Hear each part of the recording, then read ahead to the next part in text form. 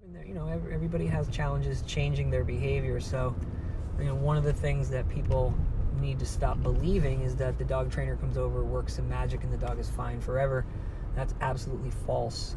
Behavior is contextual, and every context change requires some sort of mitigation of the environment, the human behavior, to get the dog to feel better, or to even just do a simple thing like, sit and stay, or anything like that. It's the basic cue.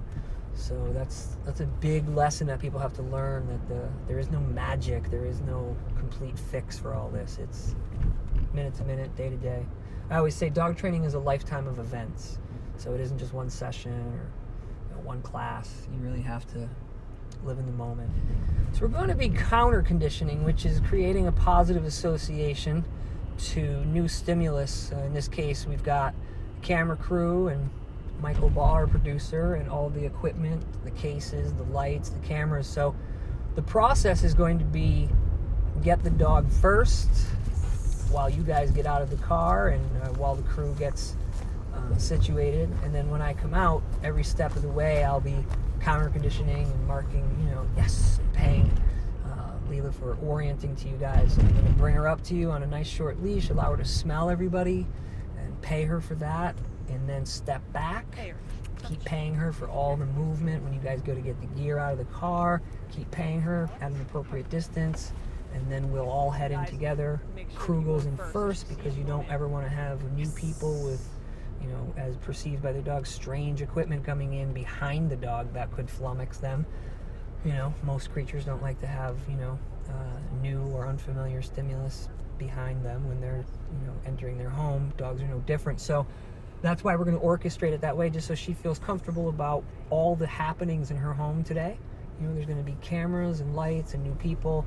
So instead of just having everyone bust in and surprise and startle her and film her being surprised and startled, which could set her off, and she may not do as well with the guests that come in after that. That's why we do it.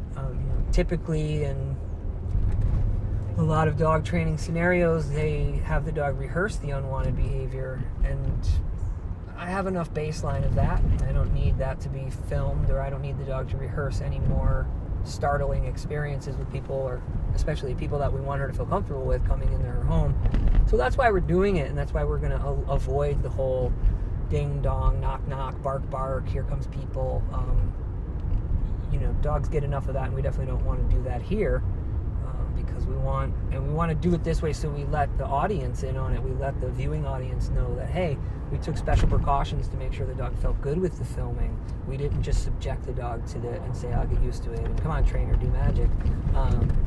The magic we're doing is setting up the sequences in the environment appropriately. That's the magic. That's what legitimate dog trainers or animal trainers would do. They would take a history of the dog, a history of the environment, a history of the people, and then they would set about with a plan where the dog stays under threshold and the dog becomes desensitized. And the quick definition of desensitized would be, if you're afraid of spiders, but I put them in a jar and I move them farther away from you, you'll do better than if I just force you to be right next to the scary thing. And if I paid you money every time you looked at spiders, you might actually end up with a positive association to spiders, barring any, negative or highly traumatic experiences. If we mitigate the environment, we make it safe for the dog does well. The dog does really well, even when they start to be a little frustrated or fearful. Define pay. When I speak about paying dogs, I'm talking about giving them a food reward, whether it's for a cue that they've been given, such as a leave it or a touch cue, or even a sit and a stay. I'm paying them food, and that payment is reinforcement for the behavior we like. When I talk about paying the dog in counter conditioning, it's for when the dog notices something that they may find concerning, or that we have history on. We have a definitive, history that this dog's afraid of this context, and I'm paying the dog for noticing it or orienting to it. It could be something as innocuous as, you drop your car keys and the dog gets startled, and you say, oh, yay, good girl, and you pad that experience with reassurance. Or it could be as formal of payment as, here's some food. You just saw something startling. Here's a piece of food. And that one-to-one association, you see or hear these things, or even you smell this thing and you get paid in time, the sequence then predicts payment. So the dog has less of an issue with that context or that specific stimuli. You know, sometimes you get a home run and you can get a dog completely counter-conditioned and desensitized to a person or people or bikes or skateboards passing. Sometimes you get a really good percentage of it. You get a lot of good associations, but it's still a little concerning for the dog. So in that case, you know, you want to explain to people that there's no guarantees in behavior. There's no 100%. There's just better percentages. It's not about perfection. It's about better percentages. That's one of my hooks. It's not about perfection. It's about better percentages. Because we know perfection's a lie. You can't mitigate every stimulus. You can't predict if a skateboard or a motorcycle will come by on your walk. What you can predict is how you will address it. And that comes through being mindful or being aware of the environment and, you know, carrying food with you and using training cues and not just yelling or, you know, using a chain to choke the dog to stop behavior. So when you're aware of the environment and your behavior and how it gets better dog behavior, you get a lot of good results. And that marking, yes, is like a clicker. And that is where a trainer or a client will mark behavior and take a picture of it. So that yes or that click lets the dog know you did the right thing. Here comes the payment. So when you mark a dog, they actually get used to hanging out and waiting for the food. So that helps with them staying under threshold. That helps them, you know, hang around. You get 2 to 4 seconds to deliver the reinforcer after you mark. So there is a timing issue to it. And when I talk about timing and mechanics, that's what I'm talking about. You know, the mechanics of training and the timing of reinforcement, or the timing of a consequence, you know. So marking and paying, that's the long and the short of it.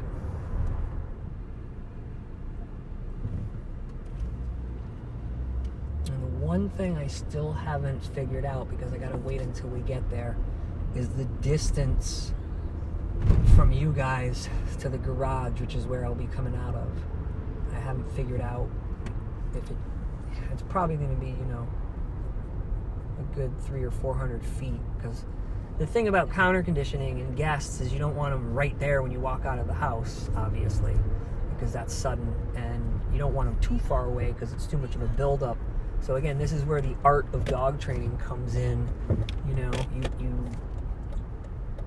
it's just like being a photographer or a filmmaker. Like, you may have a number of really good ideas that you want to execute, but you kind of need until you get on set to decide which ones might be best. And that's where, you know, legitimate dog trainers and legitimate behavior consultants, the good ones, are really good because they understand environmental contingencies. So they know, you know, like I was saying the other day, I work in increments of 10 feet. Like, my whole life is predicated on increments of 10 feet. Because I know usually 10 feet is the barest of minimums that you can get a dog comfortable or under threshold, and sometimes it's not. But you know, you're at the vet's office, you might only have 10 feet, so you got to teach people how to work within those paradigms of distances, because distance is your friend when it comes to fear or aggression. The reason why dogs go rah, rah, rah, rah, and they freak out is because they're saying, get away, I want distance, and if you don't back up, if you don't go away, I could bite you. Those are called protracted warning signs, and we love that. You don't want to punish that out, because that's where you get a dog who bites out of nowhere, and nobody wants that. I'll take a growl over a bite, because if the dog growls, I can say, oh, okay, it's all right, I can back up, it's okay, buddy, good boy. Toss the dog some food. I say, all right, well, why did that dog growl? Oh, he's, you know, doesn't like if you go near his food bowl, or, you know, people have been hitting him. So there's always a good reason why dogs are growling or barking. It's not always fear, it's not always aggression. Sometimes it's frustration and excitement, which can get mixed up. You know, to the average person, a dog barking, you know, may be considered fearful or even potentially aggressive, whereas to a professional, when they say, well, the dog's barking, the first question the legitimate professional asks is, well, what's the context in which the dog is barking? And a lot of times you get enough contextual information, you can say, oh, well, you know, you don't have a bite history. Your dog's had 1,001 chances to bite people. You've had him for 4 years. He's just probably frustrated and maybe apprehensive. You know, might be a little fear in there, a little unsure. So let's help the dog feel better. Let's help the dog make better choices. And you know, the nitty gritty on it, if you really drill it down, what you're talking about doing is helping the dog mitigate stress hormones. glucocorticoids and epinephrine and all that stuff that's, and another big misconception is, well, this dog has too much testosterone and that's why. No, testosterone doesn't cause behavior. The environment influences the amount of testosterone and adrenaline that gets kicked up. So it's not like you have a being with, extra testosterone that's waiting to do something. You have a dog that may, produce a lot of it based on environmental stimulus, just like you may have a dog who doesn't produce as much adrenaline based on the environmental stimulus. So again, I'm not trying to get into the weeds and sound smart, but ultimately that's what you're doing for dogs, is you're helping them mitigate their stress. Just because a dog is stressed doesn't mean they're upset. I might be really stressed out and anxious because I'm going to a concert and I'm just really happy about it, but I'm kind of a little flummoxed. Have a cup of tea, sit down, chill out, get your bearings together. With dogs, they might be a little excited or flummoxed or maybe apprehensive, and you can help them out by mitigating that distance and paying them food, marking yes, and paying them, just letting them know, hey man, if you look at that person, if you look at that stuff, you get paid for it. And like I was saying earlier, in time the dog will jump that marker before you can even get the S off your lips. The dog might be looking back. You can pay for that turnaround. Remember, if a dog disengages from something and gives the handler attention or the person attention, you can get that reinforced by paying them for that disengage that they've chosen on their own. And again, that's where awareness and mindfulness really help, because if you don't notice that, then your dog may look at the weird thing and look back at you and look at the weird thing and look back at you, and you didn't pay for any of it. And you could have paid like 3 or 4 times to help the dog feel better about that stress. So that's where that mechanics and timing of training really come in play.